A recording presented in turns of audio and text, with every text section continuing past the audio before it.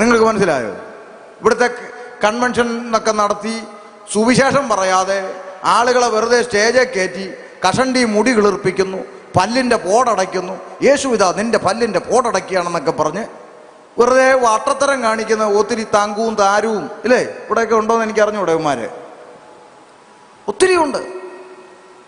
അനുഗ്രഹത്തിൻ്റെ കവിഞ്ഞൊഴുക്ക് തങ്കുവും, പല്ലിൻ്റെ പോടടയ്ക്കുന്ന താരവും, സജിത്ത്, ഇങ്ങനെയൊക്കെ ഒത്തിരി ഉണ്ട്. ഇഷ്ടം സൈതൊക്കെ പോയി, കത്തോലിക്ക തിരിച്ചു പോയി. അപ്പൊ ഞാൻ പറഞ്ഞത്, ഇങ്ങനെ ഈ മിമിക്രി കാണിക്കുന്നവർക്കൊന്നും പ്രശ്നമില്ല. സത്യസന്ധമായി ദൈവവചനം പ്രസംഗിക്കുന്നവരുടെ നേരെ പ്രതികൂലങ്ങളുണ്ടാവും. അതൊക്കെ 10-20 വർഷമായി ഇതൊക്കെ സഹിച്ച് പിന്നെ നമ്മുടെ അടുത്ത് വല്ലതും വന്നാൽ പോടാന്ന് പറയാനുള്ള ആംബിയർ നമുക്ക് ഉണ്ട്. അതിനുള്ള ധൈര്യം പരിശുദ്ധാത്മാവ് തന്നിട്ടുണ്ട്. നീ ഇവിടെ ആരും വിളിച്ചില്ലേലും റോഡിൽ ഇറങ്ങിയ യേശുവിനെ പ്രസംഗിക്കാനുള്ള ചങ്കൂറ്റം ഇതിൻ്റെ അകത്തുണ്ട്. ഇത്രയൊക്കെ മതി. പക്ഷെ യഥാർത്ഥമായി ദൈവവചനം പ്രസംഗിച്ച അഭിഷിക്തന്മാരുടെ നേരെ അവരെ അപമാനിക്കാൻ തുനിഞ്ഞു, അവരെ കല്ലെറിയാൻ കല്ലെടുത്തു. അവരുടെ നേരെ ഒരു അക്രമത്തിന് മുതിർന്നപ്പോൾ പരിശുദ്ധാത്മാവുള്ള അഭിഷിക്തന്മാർ പറഞ്ഞു, അക്രമത്തിന്റെ വഴി ഞങ്ങൾക്ക് ഇല്ല. പ്രാർത്ഥിക്കുന്ന ദൈവ കുഞ്ഞുങ്ങളൊക്കെ മനസ്സിലാക്കിക്കോണം, അക്രമത്തിന്റെ വഴി നമുക്ക് ഇല്ല. അക്രമത്തിന്റെ വഴി നമുക്കൊക്കെ ഉണ്ടായിരുന്നെങ്കിൽ യവന്മാരെയൊക്കെ എപ്പോഴേ കാലേ വാരി അടിച്ചേന്, അല്ലേ? ഇല്ലേ അച്ഛാ? ഞാൻ ഈ കഴിഞ്ഞ ഒരു 4 മാസമാകും ഈ തിരുവനന്തപുരത്ത് വട്ടിയൂർക്കാവിനടുത്ത് മൂന്നാമൂടെന്ന് പറഞ്ഞ സ്ഥലത്ത് ഞാൻ പ്രസംഗിച്ചുകൊണ്ട് നിൽക്കുക. ഒരു ഗ്രൗണ്ടാ. ആ ഗ്രൗണ്ടിന്റെ സൈഡിൽ ഒരു വീട്. ഞാനിങ്ങനെ പ്രസംഗിച്ചുകൊണ്ടിരിക്കുന്നു, ദൈവമക്കളെല്ലാം എന്നെ കേട്ടോണ്ട് ഇങ്ങനെ ഇരിക്കുകയാണ്. അപ്പൊ ഈ വീട്ടിൽ നിന്ന് ഒരു ചെറുപ്പക്കാരൻ ഇങ്ങോട്ട് ഇറങ്ങി അവിടെ അങ്ങോട്ട് ഇറങ്ങി നിന്നിട്ട് ഇവ മുണ്ടൊക്കെ അങ്ങോട്ട് മടക്കി കുത്തിയേച്ച് അവിടെ നിന്ന് അങ്ങോട്ട് പള്ളു വിളിക്കുക, ചീത്ത വിളിക്കുക.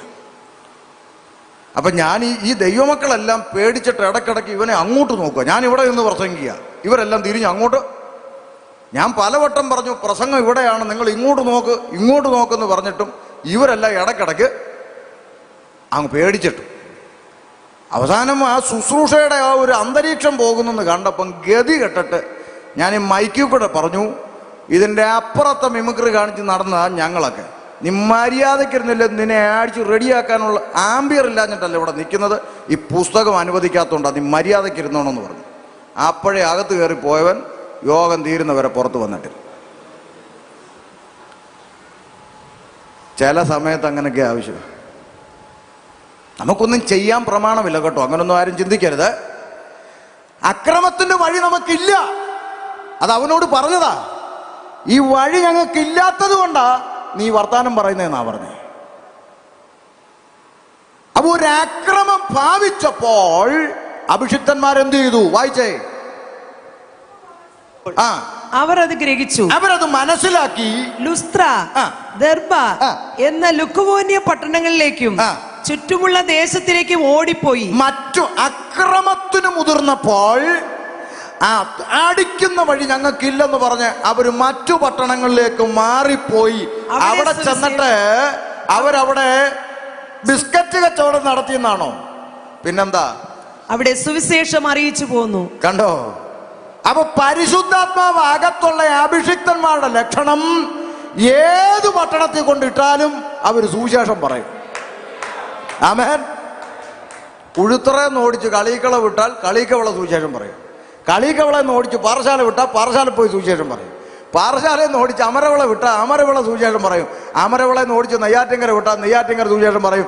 ദൈവദാസന്മാരെ ഉലകത്ത് എവിടെ കൊണ്ടിട്ടാലും ഞങ്ങൾ സുവിശേഷം പറഞ്ഞിരിക്കും. ഹല്ലേലൂയ. ഇതില്ലേ അങ്ങനെ അവർ ലുസ്ത്ര എന്ന് പറഞ്ഞ സ്ഥലത്ത് സുവിശേഷം പ്രസംഗിച്ചു കൊണ്ടിരുന്നപ്പോൾ സംഭവിച്ച കാര്യമാണ് ഇനി വായിക്കാൻ പോകുന്നത്. വായിച്ചാട്ടെ.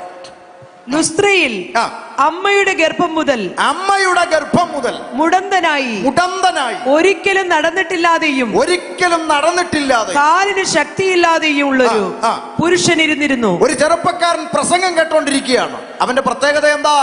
അവൻ ഗർഭത്തിൽ നിന്ന് പുറത്തു വന്ന കാലം മുതൽ അവന്റെ കാലിന് മുടന്തുണ്ട്, നടക്കാൻ പറ്റില്ല. അങ്ങനെ ഒരു ചെറുപ്പക്കാരൻ പ്രസംഗം കേട്ടുകൊണ്ടിരുന്നു. അടുത്ത വാക്ക്, അവൻ പൗലോസ് സംസാരിക്കുന്നത് കേട്ടു. അവൻ അവനെ ഉറ്റുനോക്കി സൗഖ്യം പ്രാപിപ്പാൻ അവന് വിശ്വാസമുണ്ട് എന്ന് കണ്ടിട്ട് നീ എഴുന്നേറ്റ് കാലൂന്നി നിവർന്നു നിൽക്ക എന്ന് ഉറക്കെ പറഞ്ഞു. പ്രസംഗം കേട്ടുകൊണ്ടിരിക്കുന്ന ചെറുപ്പക്കാരന്റെ ഉള്ളിൽ യേശുവിനോടുള്ള വിശ്വാസം വലുതാണെന്ന് പരിശുദ്ധാത്മാവിൽ പൗലോസിന് മനസ്സിലായിട്ട് അവനോട് പറഞ്ഞു, യേശുവിന്റെ നാമത്തിൽ കാലൂന്നി എഴുന്നേറ്റ് നിൽക്കാൻ പറഞ്ഞു. സംഭവിച്ചത് എന്താ? അടുത്ത വാക്ക്, അവൻ കാലൂന്നി നിവർന്നിൽക്കാന്ന് ഉറക്കെ പറഞ്ഞു. അവൻ കുതിച്ചെഴുന്നേറ്റു നടന്നു. കരങ്ങൾ ഉയർത്തി ദൈവത്തെ സ്തുതിച്ചാട്ടെ. യേശുവിന്റെ നാമത്തിൽ എഴുന്നേറ്റ് നടക്കാൻ പറഞ്ഞപ്പോൾ അവൻ കുതിച്ചെഴുന്നേറ്റ് നടന്നു. ഞാൻ നിങ്ങളോട് പറഞ്ഞു, നിങ്ങൾക്ക് മനസ്സിലായോ? യേശുക്രിസ്തു സൗഖ്യമാക്കുമെന്ന് പറഞ്ഞാൽ കഷണ്ടിയിൽ 2 മുടി വരുന്നതോ പല്ലിന്റെ ബോർഡടയ്ക്കുന്ന പരിപാടിയല്ല. ആമേ, മുടന്തൻ കുതിച്ചെഴുന്നേറ്റ് നടക്കും. അത്ര പവറുള്ള നാമമാണ് യേശുക്രിസ്തുവിന്റെ നാമത്തിന്റെ ശക്തി എന്ന് പറയുന്നത്. നമ്മൾ പലപ്പോഴും ഈ കർത്താവിനെ കുറച്ച് കാണരുത്. അതാണ് ഞാൻ പറഞ്ഞു വന്നതിൻ്റെ ആശയം. നമ്മൾ ഈ ചെറിയ ചെറിയ കാര്യം, ഈ പനിയും തലവേദനയും മാറ്റുന്നവനാക്കി യേശുവിനെ മാറ്റരുത്. കർത്താവ് വൻ കാര്യങ്ങളെ ചെയ്യുന്ന ദൈവമാണ്. മുടന്തൻ ചാടി എഴുന്നേറ്റു, കുതിച്ചെഴുന്നേറ്റ് നടന്നെന്നാണ്. അല്ലാതെ ഇപ്പോഴത്തെ ഈ പിള്ളേർ കാണിക്കുന്ന മാജിക്ക് പോലെ ഇൻസ്റ്റാൾമെന്റ് സൗഖ്യമൊന്നും യേശുവിന് ഇല്ല. ഇപ്പൊ ഇൻസ്റ്റാൾമെന്റ് സൗഖ്യമാണ്. ബ്രദർ സൗഖ്യമായിട്ടുണ്ട്, ബ്രദർ വിശ്വസിച്ചോളൂ, ഗ്രാജുവലി ശരിയായിക്കോളും. അങ്ങനെ പറഞ്ഞു വിടുന്ന പരിപാടി യേശുവിന് ഇല്ലായിരുന്നു, ശിഷ്യന്മാർക്കും ഇല്ലായിരുന്നു. നിങ്ങൾ ആരെങ്കിലും കണ്ടിട്ടുണ്ടോ യേശു ഒരുത്തനോട് സുഖമായിട്ടുണ്ട്, കുറച്ച് ദിവസം കഴിയുമ്പോൾ അങ്ങ് ശരിയായിക്കോളും അങ്ങനെ പറഞ്ഞോ? കർത്താവ് ആരെങ്കിലും സൗഖ്യമാക്കിയിട്ടുണ്ടെങ്കിൽ അത്ഭുതകരമായ സൗഖ്യം അവിടെ വെളിപ്പെട്ടിട്ടുണ്ട്. ഇനി ഒരു കാര്യം കൂടെ ചേർത്ത് പറയാം, കർത്താവ് സൗഖ്യമാക്കിയവരാരും ഒന്നുകൂടെ എന്ന് പറഞ്ഞു വന്നിട്ടില്ല. ഉണ്ടോ?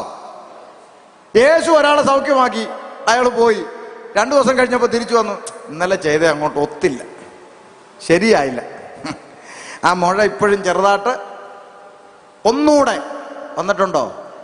ഇല്ല. കർത്താവ് സൗഖ്യമാക്കിയാൽ അത് സാക്ഷാൽ സൗഖ്യമാണ്. മനസ്സിലായോ? അപ്പൊ ഈ നല്ല നോട്ടും കള്ളനോട്ടും തിരിച്ചറിയുന്നത് പോലെ ദൈവിക സൗഖ്യം നമ്മൾ തിരിച്ചറിയണം. അല്ലാതെ ഈ മാജിക്കുകാരുടെ അടുത്ത് നിന്ന് തല കൊണ്ട് വെച്ചേച്ച് തപ്പി നോക്കേ, ഇപ്പൊ മുഴയുണ്ടോ, ഇപ്പൊ മുഴയില്ല, ഇങ്ങനെയുള്ള വട്ടത്തരങ്ങളൊന്നും കാണിക്കരുത്. കാരണം വേദപുസ്തകത്തിൽ കർത്താവോ ശിഷ്യന്മാരോ സൗഖ്യമാക്കിയവരാരും അവരുടെ പുറകെ സാക്ഷ്യം പറയിക്കാൻ കൊണ്ട് നടന്നിട്ടില്ല. ഉണ്ടോ? ഉണ്ടോ? യേശു ഗദരദേശത്ത് ആരെയാ സൗഖ്യമാക്കിയത്? പറ. ലഗ്യോൻ ബാധിച്ചവൻ അല്ലേ? എന്നിട്ട് യേശു അവനോട് പറഞ്ഞോ, എങ്ങനുണ്ട്? സുഖമായി. നാളെ ഞാൻ യെരിഹോ എന്ന പട്ടണത്തിലോട്ട് പോവുക, നീ അങ്ങ് വരണം, എന്നിട്ട് സാക്ഷ്യം പറയണം അവിടെ, അവരും കൂടെ വിശ്വസിക്കാൻ വേണ്ടി കേട്ടോ. വരാൻ കർത്താവെന്ന്. പിറ്റേന്ന് യേശു യെരിഹോവിലെത്തി. എല്ലാ പുരുഷാരും എല്ലാവരും വന്നിട്ടുണ്ടോ? എല്ലാവരും ഉണ്ടല്ലോ. എല്ലാവരും ഉണ്ട്. പ്രിയപ്പെട്ടവരെ, ഇന്നൊരു അത്ഭുത സാക്ഷ്യം നിങ്ങളെ കേൾപ്പിക്കാൻ പോവുകയാണ്. ഞാൻ ഇന്നലെ ശുശ്രൂഷിച്ചത് ഗദരദേശത്തായിരുന്നു. അപ്പൊ അവിടെ വെച്ച് ഭൂതം ബാധിച്ച ഒരുത്തൻ വന്നു. ഞാൻ ജസ്റ്റ് ഒന്ന് കൽപ്പിച്ചതേ ഉള്ളൂ. അവൻ സൗഖ്യമായി. അവന്റെ അനുഭവം പറയാൻ വേണ്ടി അങ്ങ് ഗദരദേശത്തുനിന്ന് വളരെ കഷ്ടപ്പെട്ട് യാത്ര ചെയ്ത്, ഫ്ലൈറ്റ് ഒന്നും ഇല്ലല്ലോ, അതുകൊണ്ട് ഉരുണ്ട കല്ലുകളുടെ ഒക്കെ ഇടയിലൂടെ നടന്ന് വളരെ കഷ്ടപ്പെട്ടാണ് ചാക്കോച്ചൻ ഇവിടെ എത്തിയിരിക്കുന്നത്. ഇത് ചാക്കോച്ചനെ കരങ്ങളടിച്ച് നമുക്ക് സ്വാഗതം ചെയ്യാൻ ചാക്കോച്ചനെ കൊണ്ടുവന്നു. ചാക്കോച്ചൻ പറയൂ, എന്തൊക്കെയാണ് അനുഭവങ്ങൾ? പറയൂ. ഞാൻ കല്ലറക്കകത്ത് കിടക്കുമായിരുന്നു. കല്ലറക്കകത്ത് കിടക്കുമായിരുന്നു ദൈവമക്കളെ, കല്ലറക്കകത്ത്. പറയൂ. എനിക്ക് തുണിയൊന്നും ഇല്ലായിരുന്നു, ഞാൻ തുണിയില്ലാതെ കിടക്കുമായിരുന്നു. തുണിയില്ലായിരുന്നു ദൈവമക്കളെ. വാട്ട്, ഇങ്ങനെ വല്ലതും നിങ്ങൾ കണ്ടിട്ടുണ്ടോ? ആരും മിണ്ടുന്നില്ല. ഈ പാസ്റ്ററെ വിളിച്ചത് ശരിയായില്ലെന്നുണ്ട് ഇന്ന് പറഞ്ഞു വിട്ടേക്കണം. ആമേൻ. അങ്ങനെ വല്ലതും കണ്ടിട്ടുണ്ടോ? Price the Lord. അങ്ങനൊന്നും പറഞ്ഞിട്ടില്ല. യേശു പറഞ്ഞു, നീ നിന്റെ നാട്ടിൽ പോയി നിന്നെ സൗഖ്യമാക്കിയവനെ കുറിച്ച് പറയാൻ പറഞ്ഞു. ഹല്ലേലൂയ. നമുക്ക് സൗഖ്യം തന്ന കർത്താവിനെയാണ് നമുക്ക് ഉയർത്തേണ്ടത്. സൗഖ്യം നൽകിയ ബ്രദർമാരുടെ പുറകെ അല്ല നമ്മൾ നടക്കേണ്ടത്. നമുക്ക് സൗഖ്യം നൽകിയ ദൈവത്തിൻ്റെ നാമത്തെ നമ്മൾ ഉയർത്തേണ്ടത്. Praise the lord. പരിശുദ്ധാത്മാവുള്ളവൻ അങ്ങനെ ചെയ്യുന്നത്. ബൈബിളിൽ പറയുന്ന പരിശുദ്ധാത്മാവ് എത്ര പേർ കൊണ്ടെന്ന് ഞാൻ നാളെ സഭായോഗത്തിൽ തെളിയിക്കാം. നമ്മൾ വിചാരിക്കുന്ന ഈ അന്യഭാഷ പറയുന്നവരിലെല്ലാം ആത്മാവോടെ ചുമ്മാ തന്നെ ചുമ്മാ, അതൊക്കെ ചുമ്മാതാ. എത്ര പേരിൽ പരിശുദ്ധാത്മാവ് ഉണ്ടെന്ന് വാക്യസഹിതം ഞാൻ നാളെ തെളിയിക്കാം സഭായോഗത്തിൽ. അത് കേട്ട് കഴിഞ്ഞിട്ട് നിങ്ങൾ ചിന്തിക്കണം, അപ്പോൾ എൻ്റെ മേലിരുന്ന എന്തോ ആത്മാവാന്ന്. ബൈബിളിലെ വാക്യം വെച്ച് തെളിയിക്കാമെന്നാണ് ഞാൻ പറഞ്ഞത്. എൻ്റെ വീട്ടിൽ നിന്ന് എഴുതിക്കൊണ്ട് വന്നതൊന്നുമല്ല. ഓക്കെ, നമുക്ക് നാളത്തേക്ക് വെക്കാം. അപ്പോൾ അവൻ കുതിച്ചെഴുന്നേറ്റ് നടന്നു, അത്ഭുതകരമായ സൗഖ്യം വെളിപ്പെട്ടു. ഇത് കണ്ടപ്പോൾ എന്ത് സംഭവിച്ചു? വായിച്ചേ. പൗലോസ് ചെയ്തു പുരുഷാരം കണ്ടിട്ട്, ആ നാട്ടിലുള്ള ചേട്ടന്മാരൊക്കെ ഇത് കണ്ടപ്പോ അവരെന്ത് ചെയ്തു? ദേവന്മാർ മനുഷ്യരുടെ രൂപത്തിൽ നമ്മുടെ അടുക്കൽ ഇറങ്ങി വന്നിരിക്കുന്നു എന്ന് ലുക്കവോന്യ ഭാഷയിൽ നിലവിളിച്ചു പറഞ്ഞു. ഈ സൗഖ്യം കണ്ടപ്പോൾ നാട്ടുകാരെല്ലാം കൂടെ ഒരുമിച്ച് കൂടിയിട്ട് പറഞ്ഞു, അയ്യോ എടാ തോമസ്, മമദൂട്ടി, നാരായണ, ഗോപാല, എല്ലാവരും ഓടി വാടാ, ദേവന്മാർ മനുഷ്യന്മാരെ പോലെ ഇറങ്ങി വന്നിരിക്കുന്നത് പറഞ്ഞുകൊണ്ട് പൗലോസിനെയും ബർന്നബാസിനെയും ഒക്കെ പിടിച്ച് ആൾ ദൈവങ്ങളാക്കാൻ ശ്രമിച്ചു. ശ്രദ്ധിച്ചേ, ആൾ ദൈവങ്ങളാക്കാൻ ശ്രമിച്ചു. പിടികിട്ടിയോ? ഞാൻ ഈ വേദഭാഗം വായിക്കുന്നത് വരെ ഞാൻ വിചാരിച്ചത് ഈ മനുഷ്യന്മാരെ പിടിച്ച് ആൾ ദൈവങ്ങളാക്കുന്ന പരിപാടി ഇല്ല കരുനാപ്പള്ളിയിൽ അമ്മച്ചിയെ കണ്ട് തുടങ്ങിയതാണെന്നാണ് എൻ്റെ ചിന്ത. പക്ഷേ ഈ പുസ്തകം വായിച്ചപ്പോഴല്ലേ മനസ്സിലായത് കരുനാപ്പള്ളിയിൽ അമ്മച്ചി തുടങ്ങിയതല്ല. പണ്ടേ ഉണ്ട് പരിപാടി, മനുഷ്യന്മാരെ പിടിച്ച് ആൾ ദൈവങ്ങളാക്കുക. ഇപ്പം നമ്മുടെ നാട്ടിലെ ആൾ ദൈവങ്ങൾ ഇഷ്ടം പോലെ ഇല്ലേ? ഇവിടെ ഇല്ലേ? തമിഴ്നാട്ടിൽ ആൾ ദൈവങ്ങളില്ലേ? ഇന്നാള് പത്രത്തിലൊരു വാർത്ത കണ്ടു, ഒരാൾ ദൈവത്തിന് പനിയാണ്, പ്രാർത്ഥിക്കണമെന്ന്. നമുക്ക് എന്നെ ചെയ്യാൻ പറ്റും? മനുഷ്യന്മാരെ, മൂക്കിൽ ശ്വാസമുള്ള മനുഷ്യന്മാരെ പിടിച്ച് ആൾ ദൈവങ്ങളാക്കുക. മനസ്സിലാവുന്നുണ്ടോ? അങ്ങനെ ഒരു പരിപാടി നാട്ടുകാരെല്ലാം കൂടെ കൂട്ടിയിട്ട് പറഞ്ഞു, ദേവന്മാർ മനുഷ്യന്മാരെ പോലെ ഇറങ്ങി വന്നിരിക്കുന്നു, വാടാ, ഓടി വാടാ, എല്ലാവരും വാടാ, ഓടി വാടാ എന്ന് പറഞ്ഞ് എല്ലാവരും കൂടെ വട്ടം കൂടി എന്ത് ചെയ്തു? വായിച്ചേ. ബർന്നബാസിനെ ഇന്ദ്രനെന്നും പൗലോസ് മുഖ്യ പ്രസംഗിയാകയാൽ അവൻ ബുധനെന്നും പേർ വിളിച്ചു. ഈ പ്രസംഗകർക്ക് പുതിയ രണ്ട് പേരും അങ്ങിട്ടു. എന്തൊക്കെയാ? ഇന്ദ്രനെന്നും ബുധനെന്നും രണ്ട് പേരും അങ്ങിട്ടു. പേരിട്ടിട്ട് ഇവരെ അങ്ങ് ആൾദൈവമാക്കി കണ്ണാടി കൂട്ടി കയറ്റാൻ വേണ്ടി ഉള്ള ശ്രമങ്ങൾ അങ്ങോട്ട് തുടങ്ങി. ആമേൻ. എന്താ ചെയ്തത്? വായിച്ചേ. പട്ടണത്തിന്റെ മുമ്പിലുള്ള ഇന്ദ്രക്ഷേത്രത്തിലെ പുരോഹിതൻ കാളകളെയും പൂമാലകളെയും പൂമാല, നിങ്ങൾക്കറിയോ പൂമാല എന്താന്ന്? തമിഴ്നാട്ടിലും പൂമാല തന്നെയല്ലേ? പൂ കൊണ്ടുണ്ടാക്കിയ മാല, വലിയ പൂമാലകൾ കൊണ്ടുവന്ന് ഇവരെ തോളയിലോട്ട് കഴുത്തേലോട്ട് ഇട്ട് സ്വീകരിപ്പാൻ വേണ്ടി കാളക്കിടാങ്ങളെയും പൂമാലകളെയൊക്കെ കൊണ്ടുവന്നപ്പോൾ ശ്രദ്ധിച്ചേ, പരിശുദ്ധാത്മാവ് അകത്തുള്ള അഭിഷിക്തന്മാർ അതിനെ തടഞ്ഞു, നിർത്താൻ പറഞ്ഞു. നിങ്ങൾ എന്താ ഈ കാണിക്കുന്നത്? നിർത്താൻ പറഞ്ഞു. മനസ്സിലായോ? നിങ്ങൾക്ക് മനസ്സിലായോ ഞാൻ പറഞ്ഞ എന്താന്ന്? ഇന്നത്തെ ന്യൂ ജനറേഷൻ പ്രസംഗകരായിരുന്നെങ്കിലോ പൂമാലയിട്ട് സ്വീകരിക്കാൻ വരിക. ഇന്നത്തെ പ്രസംഗകരായിരുന്നെങ്കിലോ ഇപ്പടല്ലേ ഒരു മിനിറ്റ് ഇടല്ലേ കറക്റ്റ്. സെൽഫി ഇട്ടോളൂ, ഫോട്ടോ എടുക്കുക, നേരെ സോഷ്യൽ മീഡിയയിൽ ഇട്ടിടുക. ഞങ്ങൾ ഗുജറാത്തിൽ ചെന്നപ്പോൾ സ്വീകരിച്ച വിധം പൂമാല. Praise the lord. എന്നാൽ പരിശുദ്ധാത്മാവ് അകത്തുള്ള അഭിഷിക്തന്മാർ അതിനെ അനുവദിച്ചില്ല കേട്ടോ. ഇതൊക്കെ തിരിച്ചറിയണം. ദൈവാത്മാവ് അകത്തുള്ളവർ തടഞ്ഞു. അരുത്, ഞങ്ങളെ പൂമാലയിട്ടൊന്നും സ്വീകരിക്കണ്ട. ഞങ്ങൾ ഈ ലോകത്തിൽ പൂമാലയിട്ട് സ്വീകരിക്കപ്പെടാനുള്ളവരല്ല. ഞങ്ങൾ ക്രൂശിന്റെ മാർഗവുമായി ഇറങ്ങിത്തിരിച്ചവരാണ്. കഷ്ടതയോ പട്ടിണിയോ നഗ്നതയോ ഉപദ്രവമോ വാളോ ആപത്തോ ഇതൊന്നിനും ഞങ്ങളെ കർത്താവിന്റെ സ്നേഹത്തിൽ നിന്ന് വേർപിരിക്കാൻ കഴിയത്തില്ലെന്ന് ഉറച്ച തീരുമാനത്തോടെ ഇറങ്ങിത്തിരിച്ചവരാ. ഞങ്ങൾക്ക് പൂമാല വേണ്ട. ഞങ്ങൾക്ക് ഈ ലോകം നൽകുന്ന ഒരു തരത്തിലുള്ള മേന്മകൾ ഞങ്ങൾക്ക് വേണ്ട. Price the Lord. പരിശുദ്ധാത്മാവ് അകത്തുള്ളവർ പറഞ്ഞു, അരുത്, നിങ്ങൾ എന്തായി കാണിക്കുന്നത് എന്നിട്ട് പറഞ്ഞ വാചകമാണ് നമ്മൾ വായിച്ച കുറിവാക്യം. വായിച്ചേ. പുരുഷന്മാരെ, നിങ്ങൾ ഈ ചെയ്യുന്നത് എന്ത്? നിങ്ങൾ എന്തായി കാട്ടിക്കൂട്ടുന്നത്? ഞങ്ങൾ നിങ്ങളോട് സമസ്വഭാവമുള്ള മനുഷ്യരത്രേ. ഞങ്ങൾക്ക് പ്രത്യേകതയൊന്നുമില്ല. ഞങ്ങളുടെ അകത്തിരിക്കുന്ന യേശുവിനാണ് പ്രത്യേകത. Hallelujah, hallelujah. ഞങ്ങളുടെ അകത്തൊരു യേശുവുണ്ട്. Price the Lord. ഞാൻ ഹൈദരാബാദിൽ ശുശ്രൂഷയ്ക്ക് കടന്നുപോയി ചില വർഷങ്ങൾക്ക് മുമ്പ്, 1-2 വർഷമായി. അവിടെ വെച്ചൊരു സാക്ഷ്യം കേട്ടു.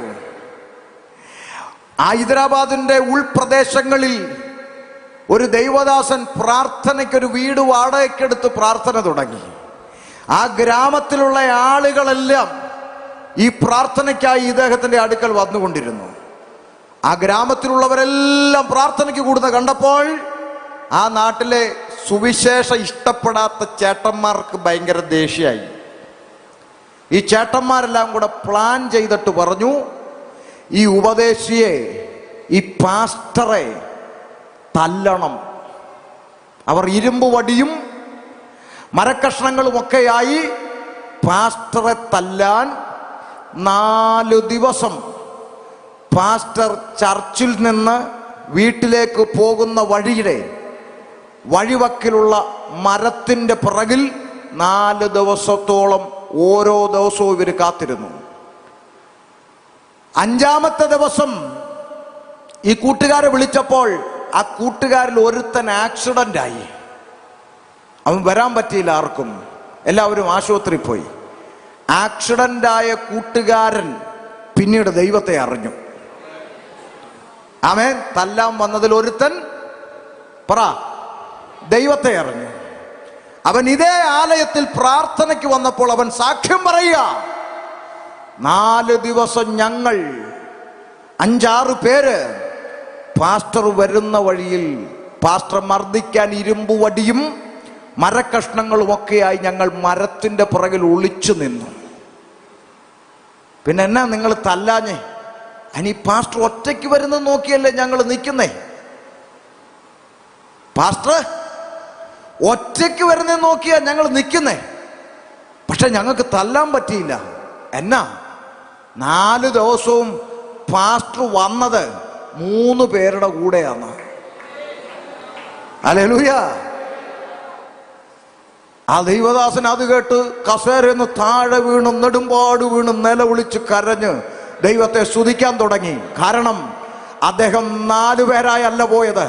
അദ്ദേഹം ഒറ്റയ്ക്ക് പോയപ്പോൾ ഉപദ്രവിക്കാൻ നിന്നവരുടെ കണ്ണിൽ ദൂതന്മാർ ഇടത്തും വലത്തും മുമ്പും ദൂതന്മാർ നടന്നുപോയപ്പോൾ മർദ്ദിക്കാൻ വന്നവൻ വിചാരിച്ചു 4 പേരുണ്ടെന്ന്. അതാ ഞാൻ പറഞ്ഞത്, ഞങ്ങൾ സാധാരണ മനുഷ്യന്മാരാണ്, പക്ഷെ ഞങ്ങളുടെ അകത്തിരിക്കുന്ന ഒരു ദൈവമുണ്ട്. ആ ദൈവത്തിനെ തടുക്കുവാൻ, ആ ദൈവ പ്രവൃത്തി അവസാനിപ്പിക്കുവാൻ ഉലകത്തിൽ ഒന്നിനും കഴിയത്തില്ലെന്നാ പറഞ്ഞത്. സ്വത്രം. മർദ്ദിക്കാൻ വന്നവന്റെ കണ്ണി 4 പേരുണ്ട്.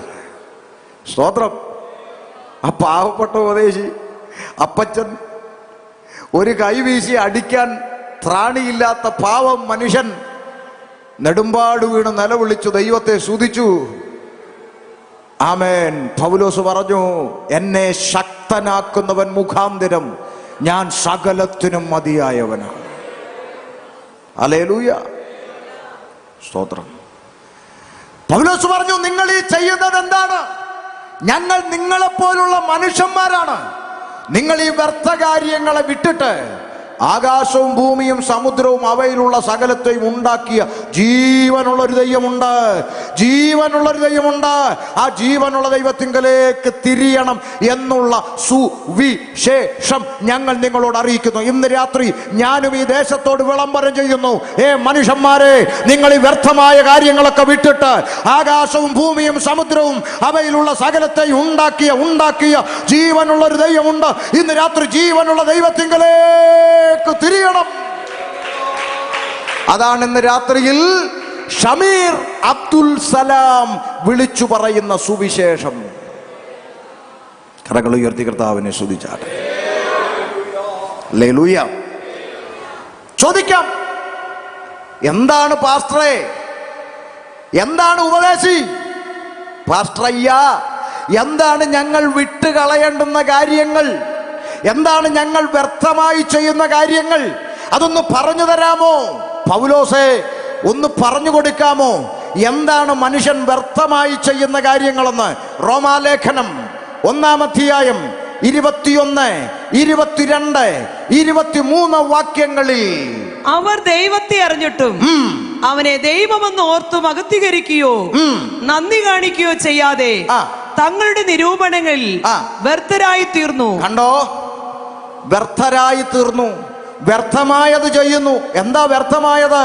മനുഷ്യൻ ദൈവത്തെ അറിഞ്ഞിട്ടും, സകലത്തെയും സൃഷ്ടിച്ചൊരു സൃഷ്ടാവുണ്ട്, പടച്ചവനുണ്ട്, ഈശ്വരനുണ്ട്, ദൈവമുണ്ട് എന്നറിഞ്ഞിട്ടും ആ ദൈവത്തിന് കൊടുക്കേണ്ട മഹത്വം മനുഷ്യൻ ദൈവത്തിന് കൊടുക്കാതിരിക്കുന്നു.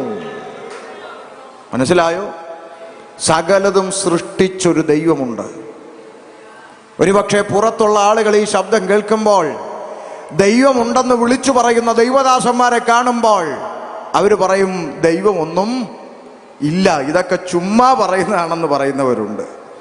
പ്രിയപ്പെട്ടവരെ, ദൈവമില്ലെന്നൊരു ചിന്ത ആരെങ്കിലും നിങ്ങളോട് പറഞ്ഞാൽ നിങ്ങൾ 5 മിനിറ്റ് കണ്ണാടിയുടെ മുമ്പിൽ ചെന്ന് നിന്ന് നിങ്ങൾ നിങ്ങളെ തന്നെ ഒന്ന് നോക്കണം.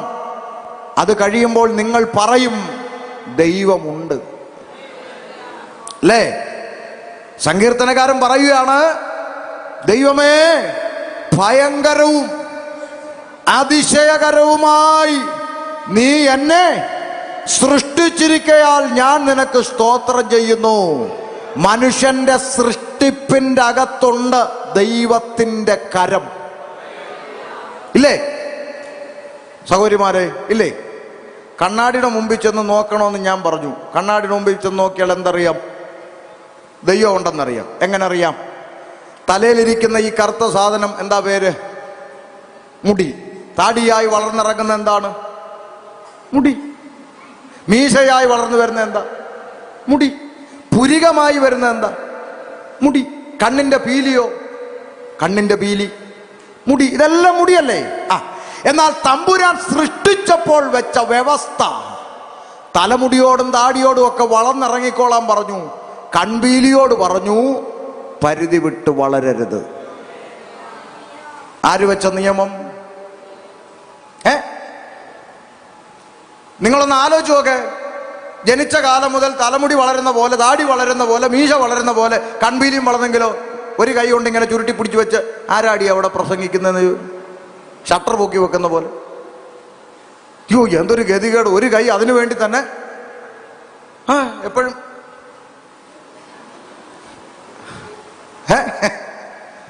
ശരിയല്ലേ ഞാൻ പറഞ്ഞേ? നമുക്ക് ദൈവത്തെ സ്തുതിക്കാതിരിക്കാൻ പറ്റുമോ? സ്തോത്രം. വേണ്ട, വേണ്ട. ഈ നെയ്യാറ്റിൻകര കരമന ഈ റോഡ് 6 വരി പാതയായിട്ടൊക്കെ നല്ല വികസിപ്പിച്ചിങ്ങനെ ഇരിക്കുകയല്ലേ?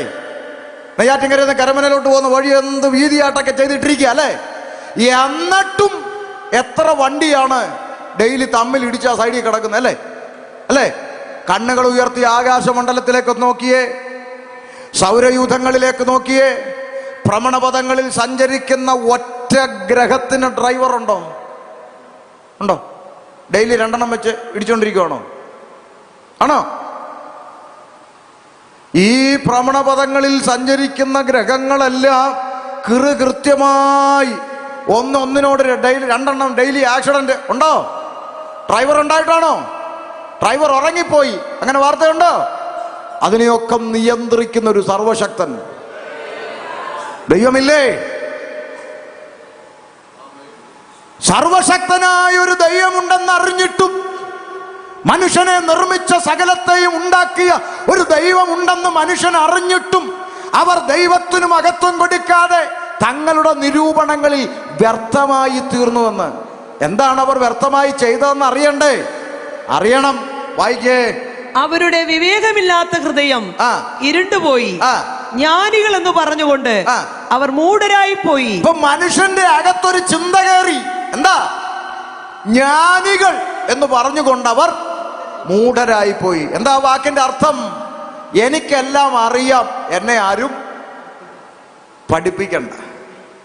മനുഷ്യന്റെ ഒരു പൊതു സ്വഭാവം, ഞാൻ ഇതിൻ്റെയൊക്കെ അപ്പുറത്ത് പോയി പഠിച്ച ആളാ, എന്നെ ഇതൊന്നും പഠിപ്പിക്കണ്ട, എനിക്കെല്ലാം അറിയാമെന്നാണ് മനുഷ്യന്റെ ചിന്ത. സത്യത്തിൽ ഇവൻ ഒരു കുന്തവും അറിയത്തില്ല.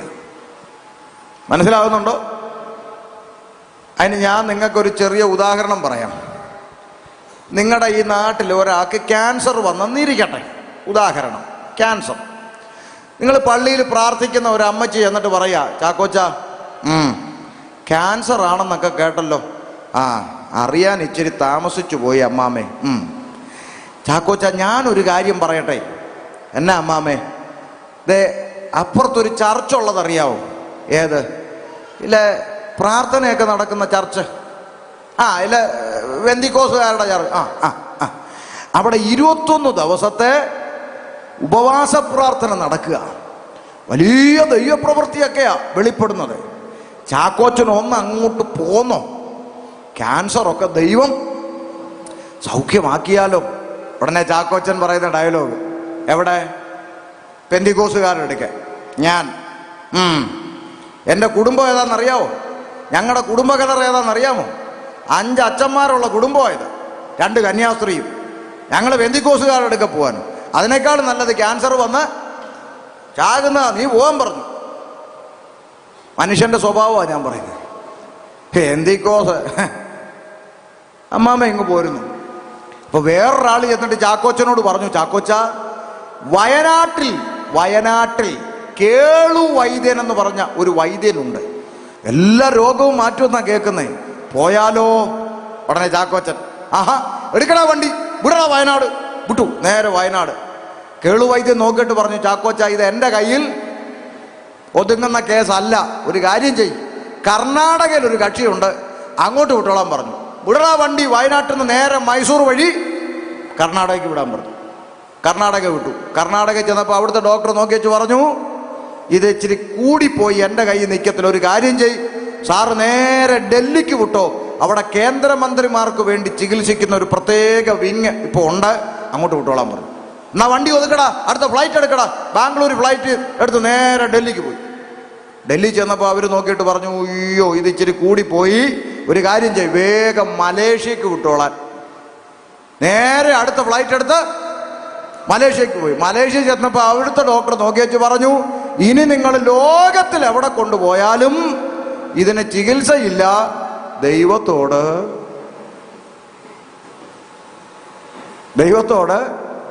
പ്രാർത്ഥിച്ചോളാൻ പറഞ്ഞു. അങ്ങനെ കറങ്ങി തിരിഞ്ഞ് ചാക്കോച്ചൻ വീണ്ടും എവിടെ വന്നു?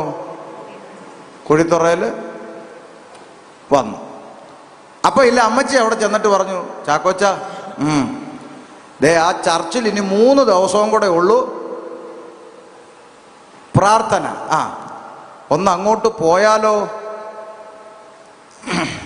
എന്നാ പിന്നൊന്ന് പോകാം. അതല്ലേ മനുഷ്യൻ? ആരോഗ്യത്തോടിരിക്കുമ്പോ ഇവന്റെ പിറകെ നടന്ന് തമ്പുരാൻ വിളിക്കും, ഇവൻ വരൂല. കണ്ണും കരളും കിഡ്നിയും ഒക്കെ അടിച്ചു IC യൂണിറ്റിൽ കിടക്കുമ്പോഴാണ് പ്രാർത്ഥിക്കാൻ പാസ്റ്ററെ തപ്പി നടക്കുന്നത്.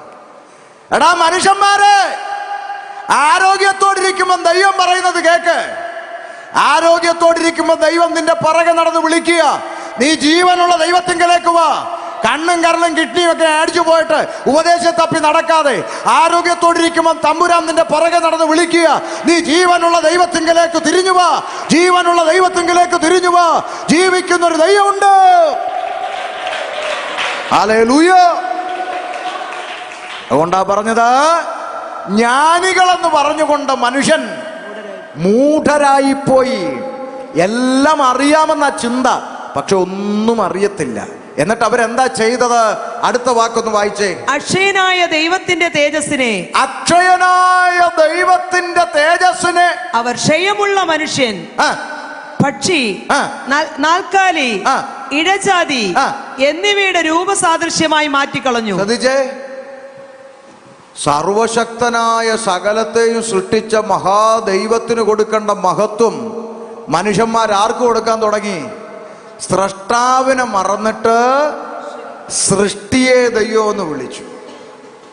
ദൈവത്തിന് കൊടുക്കേണ്ട മഹത്വം മനുഷ്യൻ പങ്കുവെച്ചു. ആർക്കൊക്കെ? മനുഷ്യൻ, പക്ഷി, നാൽക്കാലി, ഇഴജാതി എന്നിവയ്ക്ക് മഹത്വം കൊടുക്കാൻ തുടങ്ങി. തമിഴ്നാട്ടിലുണ്ടോന്ന് എനിക്ക് അറിഞ്ഞുകൂടാ. ഇവിടെ പാരമ്പര്യം പറയുന്ന ക്രിസ്ത്യാനി ഇതിനെ നാലിനെയും കൂടെ ഒന്നിച്ച് ഒരു കണ്ണാടി കൂട്ടി വെച്ചാണ് മഹത്വം കൊടുക്കുന്നത്. അറിയാമോ? നാൽക്കാലി ആരാ? കുതിര. മനുഷ്യൻ അതിൻ്റെ പുറത്ത്, ഇഴജാതി കീഴെ പാമ്പ്. ഇപ്പൊ പറവജാതിയോ? പടത്തിലോട്ട് നോക്കിയാൽ കാണാം ഈ ഇഴജാതിക്ക് 2 ചിറക് വരച്ചു വെച്ചിട്ടുണ്ട്. കുന്തവും കൊണ്ട് ഇങ്ങനെ കണ്ടിട്ടില്ലേ? ഇവിടെ ഒന്നും ഇല്ലയോ? ഗീവർഗീസ് അണ്ണൻ, മനസ്സിലായോ? സർവശക്തനായ ദൈവത്തിന് കൊടുക്കേണ്ട മഹത്വം, അവർ സൃഷ്ടാവിന് കൊടുക്കേണ്ട മഹത്വം സൃഷ്ടിക്ക് കൊടുത്തു. മനുഷ്യന്മാരെ പിടിച്ച് ദൈവങ്ങളാക്കി, ആൾ ദൈവമാക്കി മഹത്വം കൊടുത്തു. നാൽക്കാലിക്ക് മഹത്വം കൊടുത്തു, പറവജാതിക്ക് മഹത്വം കൊടുത്തു, ഇഴജാതിക്ക് മഹത്വം കൊടുത്തു. ഞങ്ങളുടെ നാട്ടിലൊക്കെ ഈ ഇഴജാതിയും പലർക്ക് എന്തുവാ ദൈവോ? ഈ പാമ്പ് ചിലർക്കൊക്കെ എന്തുവാ ദൈവോ? പക്ഷെ ദൈവം വീട്ടിൽ വന്നാലോ? വാവ സുരേഷിന് അല്ലേ? ദൈവ സ്നേഹമല്ലേ? അല്ലേ? ആ, ദൈവ സ്നേഹമല്ലേ? അപ്പൊ ദൈവ സ്നേഹം കൊണ്ട് അന്വേഷിക്കാൻ വന്ന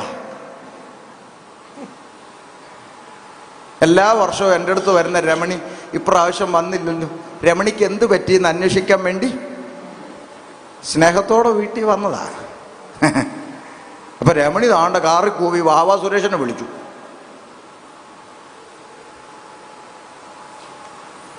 ഇതൊക്കെ തിരിച്ചറിയാൻ ഡിഗ്രി വേണോ? തലയ്ക്കകത്ത് ആള് താമസം ഉണ്ടായാൽ പോരെ? ഡിഗ്രി വേണോ? സത്യദൈവത്തെ തിരിച്ചറിയാൻ ഡിഗ്രി കൊണ്ടല്ല, അറിവ് കൊണ്ടല്ല, പഠനം കൊണ്ടല്ല. യഹോവ നല്ലവനെന്ന് രുചിച്ചറിയുവിൻ, രുചിച്ചറിയുവിൻ, രുചിച്ചറിയുവിൻ. ജീവനുള്ള ദൈവത്തെ അനുഭവിച്ചറിയുവാൻ ഭാഗ്യം ലഭിച്ച ദൈവമക്കളെ ഓർത്ത് ഞാൻ ദൈവത്തെ സ്തുതിക്കുന്നു. ഇന്ന് രാത്രി ദൈവത്തിന്റെ വചനം മനുഷ്യന്മാരോട് വിളിച്ചു പറയുക. അക്ഷയനായ ദൈവത്തിന് കൊടുക്കേണ്ട മഹത്വം ദൈവത്തിന് കൊടുക്കാതെ അവർ സ്രഷ്ടാവിനെ മറന്നു. മനുഷ്യൻ സ്രഷ്ടാവിനെ മറന്നു. പകരം സൃഷ്ടിക്ക് മഹത്വം കൊടുക്കുന്ന വ്യർത്ഥമായ കാര്യങ്ങളെ വിടണം. ഹല്ലേലൂയ. മനുഷ്യൻ വ്യർത്ഥമായ കാര്യങ്ങൾ വിടണം. എന്താ വിടേണ്ടത്? സൃഷ്ടാവിനെ തിരിച്ചറിയണം. ഇന്ന് രാത്രി എന്തിനാ പണം മുടക്കി ഇങ്ങനൊരു യോഗം ഇവിടെ നടത്തുന്നെന്ന് ചോദിച്ചാൽ അതിനൊറ്റ ഉത്തരമേ ഉള്ളൂ. ഈ ദേശത്തുള്ള ജനങ്ങൾ സൃഷ്ടാവിനെ അറിയണം, സൃഷ്ടിച്ചവനെ അറിയണം, ജീവനുള്ള ദൈവത്തെ അറിയണം, ജീവിക്കുന്ന ഒരു ദൈവത്തെ അറിയണം. ഹല്ലേലൂയ. ആമേൻ. മനുഷ്യൻ സൃഷ്ടാവിനെ മറന്നു, സൃഷ്ടിക്ക് മഹത്വം കൊടുത്തു. അതിന് ഒറ്റ വാക്കിൽ നിങ്ങൾക്ക് മനസ്സിലാകാൻ വേണ്ടി അങ്ങ് പറയാം. മനുഷ്യരെ സൃഷ്ടിച്ചതാര്?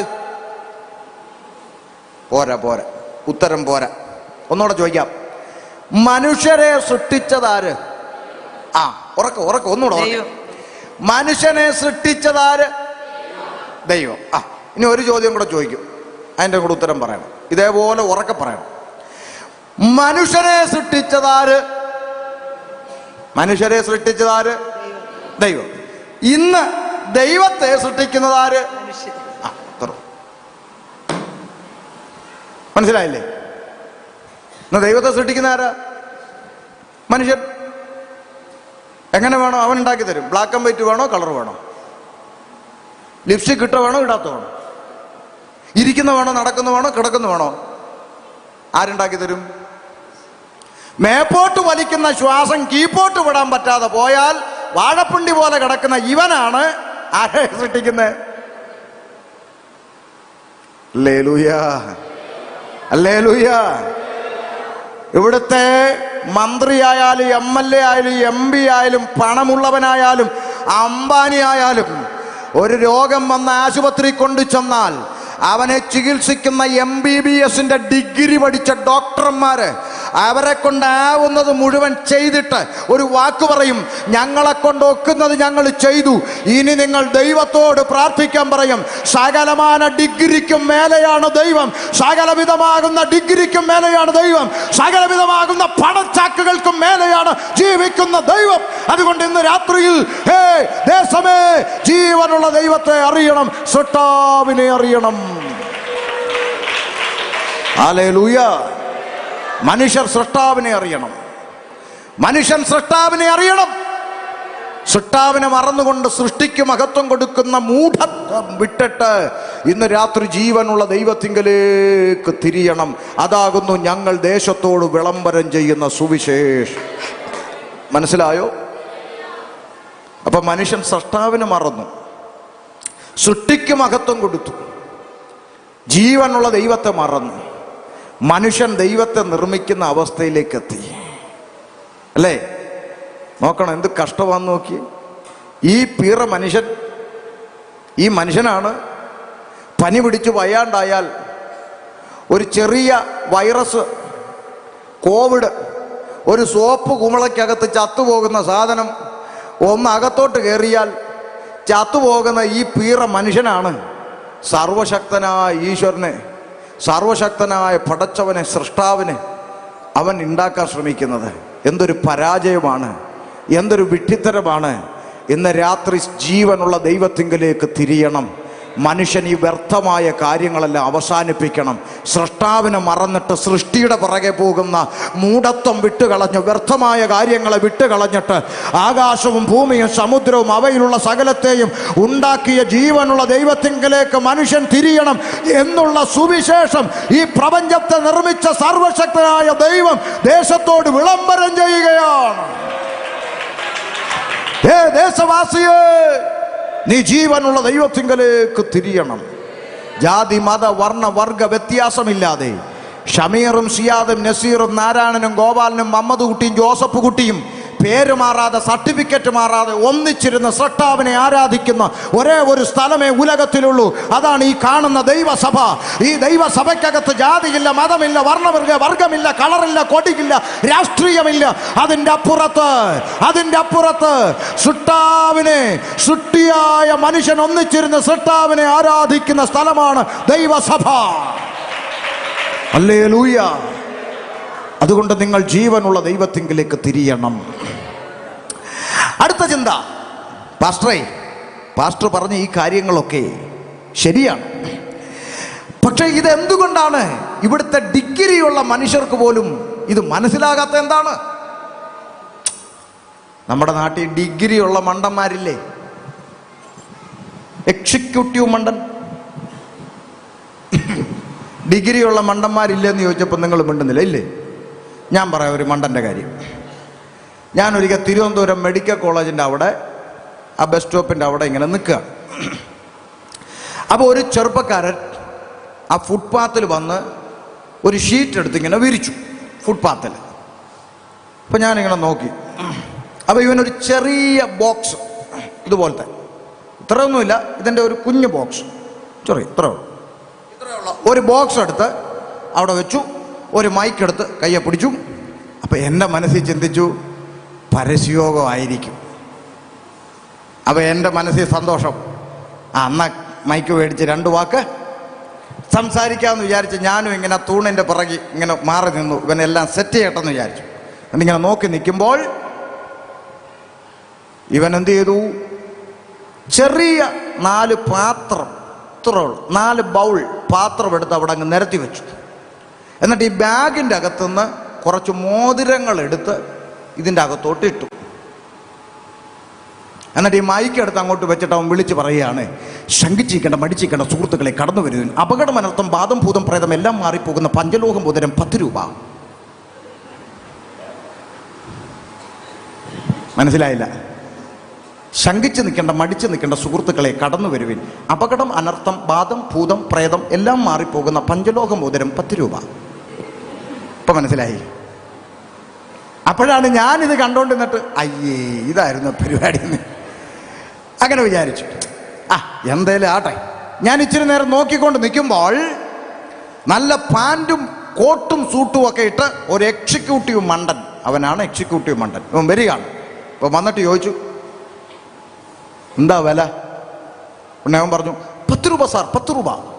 അപകടം, അനർത്ഥം, ബാധം, ഭൂതം, പ്രേതം എല്ലാം മാറിപ്പോവും, പഞ്ചലോകം, 10 രൂപ, 10 രൂപ. ഇത് കേട്ടപ്പോൾ അവൻ എല്ലാം നോക്കിയിട്ട് ഒരെണ്ണം എടുക്കാൻ പറഞ്ഞു. ഒരു മോതിരം 10 രൂപ കൊടുത്ത് മേടിച്ചു. എന്നിട്ട് ഇത് ഇങ്ങനെ വിരലിലോട്ട് അങ്ങോട്ട് ഇട്ടച്ച് എന്തോ കിട്ടിയതുപോലെ ഇവൻ്റെ ആ ഒരു നടത്ത് കണ്ടപ്പോൾ ഞാൻ അവിടെ നിന്ന് ചിരിച്ചുപോയി. കാര്യം എന്തെന്നറിയാവോ? ഈ വിൽക്കുന്നവൻ്റെ കയ്യിൽ 100 മോതിരമുണ്ട്, എന്നിട്ടും അവൻ എവിടാ? ഫുട്പാത്തിൽ. പോലീസുകാർ വന്ന് ആരുടെ അവിടെ എന്ന് ചോദിച്ചാൽ ചൂണ്ടിക്കെട്ടിക്കൊണ്ട് അവൻ്റെ അനർത്ഥം ഇതുവരെ മാറിയിട്ടില്ല.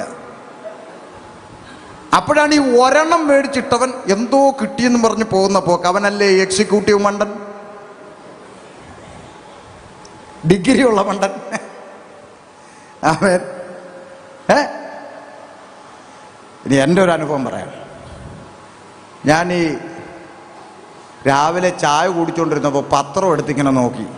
പത്രം എടുത്ത് വായിച്ചപ്പോൾ അതിനകത്ത് എഴുതിയേക്കാണ്, കോവിഡിൻ്റെ സമയം അങ്ങോട്ട് കഴിഞ്ഞ് എല്ലാവരും ഭയങ്കര ഞെരുങ്ങി നിൽക്കുക, കോവിഡൊക്കെ കഴിഞ്ഞിട്ട്. അപ്പം അതിനകത്ത് എഴുതിയേക്കും, ധന ആകർഷണ ഭൈരവ യന്ത്രം. ധനം, പണം ആകർഷിച്ചു കൊണ്ടുവരുന്ന യന്ത്രം.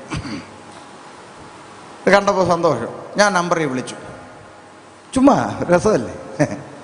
ഞാൻ വിളിച്ചിട്ട് ചോദിച്ചു, ചേട്ടാ കോവിഡൊക്കെ കഴിഞ്ഞ് ഭയങ്കര ഞെരുക്കത്തിയിരിക്കുക, ഈ യന്ത്രം അത് നമ്മൾ വീട്ടിൽ കൊണ്ടുവച്ചാൽ പണം ഇങ്ങനെ നമ്മുടെ വീട്ടിൽ വന്നുകൊണ്ടിരിക്കുമെന്ന് പറഞ്ഞു. ശരി, എത്ര രൂപ വിലയാന്ന് ചോദിച്ചു. ഒരെണ്ണം 5000 രൂപയേ ഉള്ളൂ. 5000 രൂപ. ഞാൻ പറഞ്ഞു, ഇത്ര യന്ത്രം കയ്യിലുണ്ടായിട്ടും നിങ്ങൾ ഇത് 5000 രൂപയ്ക്ക് കൊടുക്കണമെങ്കിൽ നിങ്ങൾക്ക് ഒഴുക്കില്ലേ എന്ന് ചോദിച്ചു. അപ്പോഴേ ഫോൺ വെച്ചു.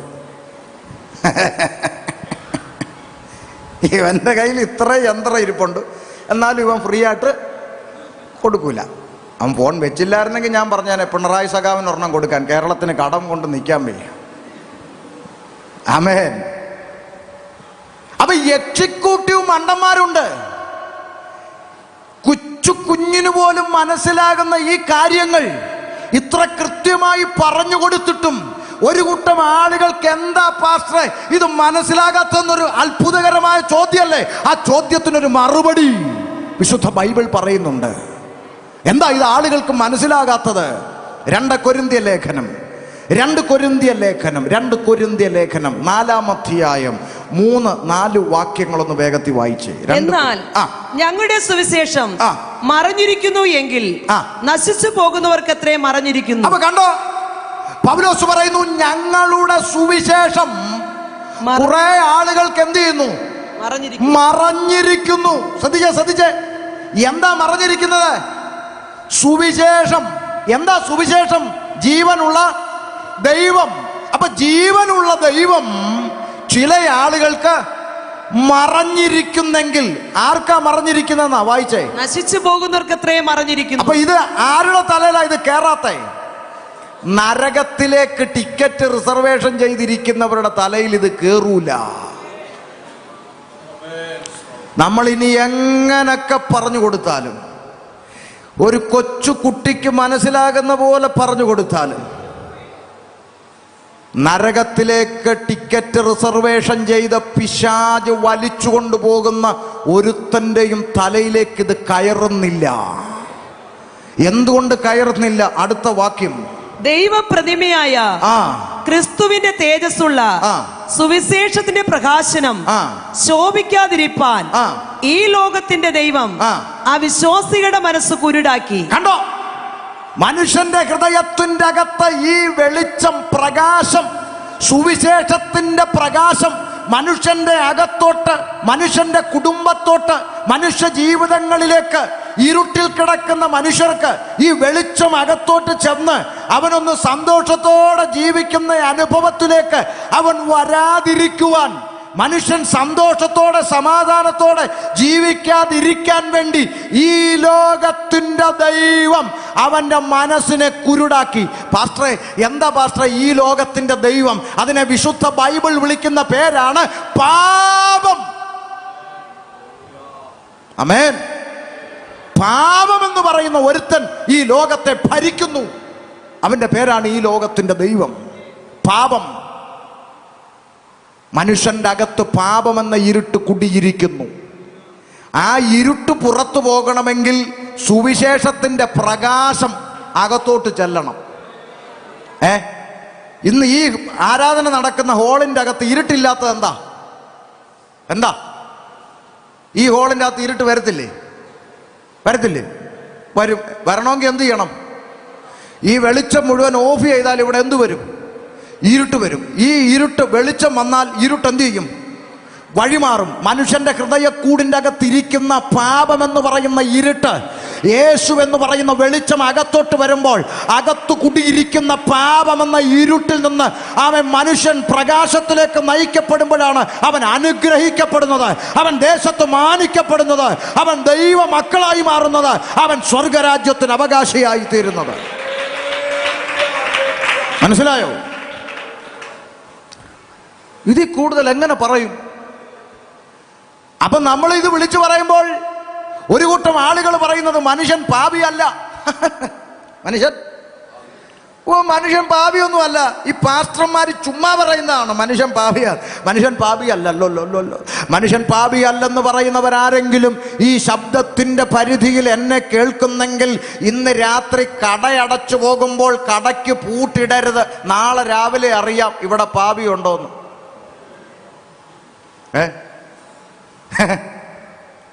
കടയടച്ചു പോയിട്ടെ കടയ്ക്ക് പൂട്ടിടൂ. എന്നിട്ട് ആ പൂട്ടി പിടിച്ചൊന്ന് കുലുക്കി, പിന്നെ ഒന്നുകൂടെ കുലുക്കി, പിന്നെ ഒന്നുകൂടെ കുലുക്കി വെച്ചാ വീട്ടിൽ പോകുന്നത്. എന്നിട്ടും പുള്ളിക്ക് ഉറക്കം കിട്ടാതെ വന്നപ്പോൾ CCTV വെച്ചു കടയില്. എന്തിന്? മനുഷ്യൻ പാപിയായതുകൊണ്ട്. നമ്മുടെ നാട്ടിലെ സഹോദരിമാര് ചോദിക്കുക, രാത്രി ഉറങ്ങുമ്പോൾ കതകടച്ച് കൊളുത്തിട്ട് ഓടാമ്പലും പിടിച്ചിട്ടു, എന്നിട്ട് ഇപ്പൊ കതകിന്റെ പുറകിൽ ചട്ടിയും കലവും വാരി അടുക്കി വെച്ചേച്ചാണ് ഉറങ്ങുന്നതെന്ന്. ആരെ പേടിച്ച്? പുലി ഇറങ്ങുമെന്ന് പേടിച്ചാണോ? ആണോ? പുലി ഇറങ്ങുമെന്ന് പേടിച്ചാണോ? അല്ല, പിന്നെ ആരെ പേടിച്ച്? മനുഷ്യന്മാരെ പേടിച്ച്. പുലി ഇറങ്ങുമെന്ന് പേടിച്ചല്ല, ഇരുകാലി മനുഷ്യന്മാരെ ഭയന്നിട്ട്. ഒരു 10-11 മണി കഴിഞ്ഞാൽ ഒരു പെൺകുഞ്ഞിന് ഇവിടുന്ന് തിരുവനന്തപുരം വരെ പോയിട്ട് ഒറ്റയ്ക്ക് തിരിച്ചു വരാനുള്ള ധൈര്യമില്ലാത്തത് പുലി ഇറങ്ങുമെന്ന് പേടിച്ചല്ല, ഇരുകാലി മനുഷ്യന്മാരെ പേടിച്ചിട്ട്. കാരണം വേദപുസ്തകം പറയുന്നു, പാപമെന്ന് പറയുന്ന ഇരുട്ട് മനുഷ്യന്റെ അകത്ത് കുടിയിരിക്കുന്നു. അപ്പൊ ചില ആളുകൾ പറയും, നീങ്ക சொன்னது ശരിതാ അല്ലേ, നിങ്ങൾ പറഞ്ഞത് ശരിയാ, മനുഷ്യൻ പാപിയാ. പക്ഷെ ഞാൻ അങ്ങനല്ല. അതെന്നാ? അല്ല, ഞാൻ ഇതുവരെ ആർക്കും ഒരു ദോഷവും ചെയ്തിട്ടില്ലല്ലോ, അതുകൊണ്ട് ഞാൻ പാപി അല്ലല്ലോ എന്ന്. ഇവിടെ അടുത്ത ഒരു ചേട്ടൻ ഒരു മൂർഖൻ പാമ്പിനെ വളർത്തുന്നുണ്ടെന്ന് ചിന്തിക്കുക. ഉദാഹരണം, ഈ പാമ്പ് ഇന്നുവരെ ആരെയും കടിച്ചിട്ടില്ല, അതുകൊണ്ട് അതിന് വിഷമില്ലെന്ന് പറഞ്ഞ് വായി കൈ കൊണ്ട് വെക്കുവോ? ഉണ്ടെന്നില്ല. ഇന്ന് വരെ കടിച്ചിട്ടില്ല. ഓക്കെ, ഇന്ന് വരെ കടിച്ചിട്ടില്ല എന്ന് കരുതി വായി കൈ കൊണ്ട് വെച്ചാൽ കടിക്കും. കടിച്ചാലോ ചാകും. ഇന്നുവരെ കടിച്ചിട്ടില്ല, അതുകൊണ്ട് വിഷമില്ലെന്ന് പറയരുതേ. ആമേൻ. ഒരിക്കൽ കടിച്ചാൽ വിഷം പുറത്തു വരും. അതിൻ്റെ തെളിവാണ് ഇന്നലെ വരെ നമ്മുടെ മുമ്പിൽ കൂടെ മാന്യന്മാരായി ജീവിച്ച പല ആളുകളും ഇന്ന് സർക്കാരിൻ്റെ ഇരുമ്പഴിക്കകത്ത് കിടക്കാൻ കാരണം എന്താ? ഇന്നലെ വരെ അവർ നമ്മുടെ മുമ്പിൽ മാന്യന്മാരായിരുന്നു. ഇന്ന് അവരുടെ അകത്തിരുന്ന പാപത്തിൻ്റെ വിഷം പുറത്തു വന്നു. സകല മനുഷ്യൻ്റെയും ഉള്ളിൽ പാപമെന്ന് പറയുന്ന ഇരുട്ട് കുടിയിരിക്കുന്നു. വേദപുസ്തകം പറയുന്നു, ഏകനാൽ പാപവും പാപത്താൽ മരണവും ലോകത്തിൽ പ്രവേശിച്ചു, മനുഷ്യൻ പാപത്തിലായി. പാപം മനുഷ്യന്റെ അകത്ത് കയറിയപ്പോൾ സംഭവിച്ച ഏറ്റവും വലിയ ദുരന്തം, മനുഷ്യൻ സ്രഷ്ടാവിനെ മറന്നു, സൃഷ്ടിച്ചവനെ മറന്നു, സൃഷ്ടിയ ദൈവമെന്ന് വിളിക്കാൻ തുടങ്ങി. കാരണം പാപം അകത്ത് കയറി. ഇന്ന് രാത്രി ഞാൻ ദേശത്തോട് വിളിച്ചു പറയാം, പാപമെന്ന് പറയുന്ന ഇരുട്ട് മനുഷ്യന്റെ ഹൃദയത്തിൽ കുടിയേറിയപ്പോൾ ഈ ഇരുട്ടിൽ നിന്ന് മോക്ഷം തേടി, വെളിച്ചം തേടി മനുഷ്യൻ ഈശ്വരന്മാരോട് നിലവിളിക്കാൻ തുടങ്ങി. മോക്ഷം തേടി മനുഷ്യൻ കിലോമീറ്ററോളം സഞ്ചരിക്കാൻ തുടങ്ങി. മോക്ഷം തേടി പുണ്യകർമ്മക്രിയാദി പ്രവർത്തികൾ ചെയ്യാൻ തുടങ്ങി. മോക്ഷം തേടി അവൻ ആരാധനാലയങ്ങൾ സന്ദർശിക്കാൻ തുടങ്ങി. മോക്ഷം തേടി നരബലി നടത്താൻ മടിയില്ലാത്തവനായി മനുഷ്യൻ ഇന്ന് സാക്ഷര കേരളത്തിൽ നിൽക്കുകയാണ്. എന്തുകൊണ്ട്? മനുഷ്യന്റെ ഹൃദയത്തിൻ്റെ അകത്ത് കുടിയിരിക്കുന്ന പാപമെന്ന ഇരുട്ടിൽ നിന്ന് വെളിച്ചം തേടി മനുഷ്യൻ അലയുകയാണ്. ഓരോ പ്രാവശ്യവും മോക്ഷം തേടി കിലോമീറ്ററോളം അവൻ സഞ്ചരിക്കുകയാണ്. സഞ്ചരിച്ചിട്ട് വരുന്നവനെ പിടിച്ചു നിർത്തി ചോദിക്ക്, ഹലോ ശങ്കരൻ ചേട്ടാ, യാത്ര എങ്ങനെ ഉണ്ടായിരുന്നു? അടിപൊളി. മോക്ഷം കിട്ടിയോ? അറിയത്തില്ല, അടുത്ത വർഷം പോണം. ആമേൻ. മോക്ഷം കിട്ടിയോ? അറിയത്തില്ല. മോക്ഷം കിട്ടുമോ? അറിയത്തില്ല. മനുഷ്യൻ മോക്ഷം തേടി അലഞ്ഞുകൊണ്ടിരിക്കുന്നു. മോക്ഷം തേടി നേർച്ച കാഴ്ചകൾ സമർപ്പിക്കുന്നു. മോക്ഷം തേടി യാഗപുണ്യക്രിയാദി കർമ്മങ്ങൾ ചെയ്യുന്നു. മോക്ഷം തേടി പൂജാതി ക്രിയകൾ ചെയ്യുന്നു. എവിടെ കിട്ടും മോക്ഷം? എവിടെ കിട്ടും ഇരുട്ടിൽ നിന്നൊരു വെളിച്ചം? ഈശ്വരന്മാരോട് അവൻ നിലവിളിക്കാൻ തുടങ്ങി. പുരാണങ്ങളിൽ ആ പ്രാർത്ഥനകൾ രേഖപ്പെടുത്തി. അസതോ മാം സദ്ഗമയ, തമസോ മാം ജ്യോതിർഗമയ, മൃത്യോ മാം അമൃതംഗമയ. അർത്ഥം, അസത്യത്തിൽ നിന്ന് സത്യത്തിലേക്കും ഇരുട്ടിൽ നിന്ന് വെളിച്ചത്തിലേക്കും മരണത്തിൽ നിന്ന് ജീവനിലേക്ക് നയിക്കണം ഭഗവൻ എന്ന പുരുഷാരം ഈശ്വരന്മാരോട് പ്രാർത്ഥിച്ചു. മുസ്ലിം സഹോദരങ്ങളോട് ചോദിച്ചാൽ അവർ പറയും, പ്രവാചകന്മാരിൽ ശ്രേഷ്ഠനായ പ്രവാചകൻ ഇങ്ങനെ പ്രാർത്ഥിക്കുകയാണ്, റബ്ബിൽ ആലമീനായ തമ്പുരാനെ, നീ എൻ്റെ പാപത്തെ മഞ്ഞുവെള്ളം കൊണ്ട് കഴുകുന്നില്ലെങ്കിൽ ഇഹത്തിലും പരത്തിലും എനിക്ക് യാതൊരു നന്മയും ലഭിക്കില്ല റബ്ബേ എന്ന പ്രവാചകൻ ഈശ്വരനോട് നിലവിളിക്കുകയാണ്, സൃഷ്ടാവിനോട് നിലവിളിക്കുകയാണ്. മനുഷ്യൻ പാപിയാണ് എന്നുള്ളത് കൊണ്ട് സർവ്വ മനുഷ്യനും പാപത്തിൽ നിന്ന് മോക്ഷം തേടി ഇരുട്ടിൽ നിന്ന് വെളിച്ചത്തിലേക്ക് നയിക്കണം ഭഗവാനെ എന്ന് പ്രാർത്ഥിച്ചപ്പോൾ ലോകത്തിലെ സർവ്വ മനുഷ്യൻ്റെയും നിലവിളി കേട്ടുകൊണ്ട്, സർവ്വ മനുഷ്യൻ്റെയും പ്രാർത്ഥന കേട്ടുകൊണ്ട് ഇന്നേക്ക് 2000 വർഷങ്ങൾക്കപ്പുറം സാക്ഷാൽ ദൈവം വേഷത്തിൽ മനുഷ്യനായി ലോകത്തിലേക്ക് അവതാരമെടുത്ത് ഇറങ്ങി വന്നു. സാക്ഷാൽ ദൈവം മനുഷ്യനായി ഇറങ്ങി വന്നു. പാലസ്തീൻ്റെ പച്ചമണ്ണിൽ കാലമർത്തി ചവിട്ടിക്കൊണ്ട് അവൻ ലോകത്തോട് ഇങ്ങനെ വിളിച്ചു പറഞ്ഞു, ഞാൻ ലോകത്തിന്റെ വെളിച്ചമാകുന്നു, എന്നിൽ വസിക്കുന്നവരാരും ഇരുളിൽ നടക്കുകയില്ല. ഇന്ന് രാത്രി ഞങ്ങൾ ദേശത്തോട് വിളിച്ചു പറയട്ടെ, ഞാൻ ലോകത്തിന്റെ വെളിച്ചമാണെന്ന് അവകാശത്തോടെ അധികാരത്തോടെ ലോകത്തോട് വിളിച്ചു പറഞ്ഞ, ലോകം കണ്ട ഒരേ ഒരു പ്രസംഗകൻ, ലോകം കണ്ട ഒരേ ഒരു പ്രവാചകൻ, ലോകം കണ്ട ഒരേ ഒരു മഹാഗുരു, ലോകം കണ്ട ഒരേ ഒരു ദൈവം, അവനത്ര ഇന്ന് രാത്രിയിൽ ഷമീർ അബ്ദുൽ സലാം പ്രസംഗിക്കുന്ന നാസ്രത്തുകാരനായ യേശു ക്രിസ്തു. ഹല്ലേലൂയ. അതുകൊണ്ട് ഞങ്ങൾ ദേശത്തോട് വിളംബരം ചെയ്യുന്നു, മറ്റൊരുത്തനിലും രക്ഷയില്ല. മാനവജാതിക്ക് പാപത്തിന്റെ പിടിയിൽ നിന്ന്, ഇരുളിന്റെ പിടിയിൽ നിന്ന്, തിന്മയുടെ പിടിയിൽ നിന്ന് രക്ഷ പ്രാപിപ്പാൻ, മോക്ഷം പ്രാപിപ്പാൻ ആകാശത്തിന്റെ കീഴിൽ മനുഷ്യരുടെ ഇടയിൽ യേശുക്രിസ്തു എന്ന ഏക നാമമല്ലാതെ പോരാ, ഏക സത്യ സുവിശേഷമല്ലാതെ പോരാ, ഏക സത്യ നിത്യ ദൈവമല്ലാതെ മറ്റൊരു രക്ഷാമാർഗം ഈ ക്ഷിതിയിൽ ഇല്ലവേ ഇല്ല എന്ന് ഇന്ന് രാത്രി അഭിമാനത്തോടെ ഞങ്ങൾ വിളംബരം ചെയ്യുകയാണ്. കരങ്ങൾ ഉയർത്തി കർത്താവിനെ സ്തുതിച്ചാൽ. അതാണ് സുവിശേഷം. അത് പറയാനാണ് സുവിശേഷ യോഗം. അത് പറയാൻ പറ്റത്തില്ലെങ്കിൽ പിന്നെ ഈ പണിക്കൊന്നും ഇറങ്ങരുത്. Praise the lord. മറ്റൊരുത്തനിലും രക്ഷയില്ല. ആമേൻ. യേശു ക്രിസ്തു എന്ന് പറയുന്ന വെളിച്ചം ഏതൊരു മനുഷ്യന്റെ ഹൃദയത്തിൻ്റെ അകത്തേക്ക് കടന്നു വരുന്നോ, അവൻ്റെ പേര് മാറാതെ, മതം മാറാതെ, സർട്ടിഫിക്കറ്റ് മാറാതെ, അവൻ്റെ അകത്ത് കുടിയിരിക്കുന്ന പാപമെന്ന ഇരുട്ടിനെ പറിച്ചെടുത്ത് പുറത്തെറിഞ്ഞിട്ട് നാളെ മുതൽ അവൻ്റെ ജീവിതത്തിൻ്റെ ചരിത്രം മാറ്റിമറിക്കാൻ കഴിയുന്ന ഒരേ ഒരു സന്ദേശം ഉലകത്തിലുണ്ടെങ്കിൽ അതാണ് ഞങ്ങൾ ഇന്ന് രാത്രിയിൽ അഭിമാനത്തോടെ വിളംബരം ചെയ്യുന്ന യേശുക്രിസ്തുവിൻ്റെ സുവിശേഷം എന്ന് പറയുന്ന സന്ദേശം. മറ്റൊരുത്തനിലും രക്ഷയില്ല.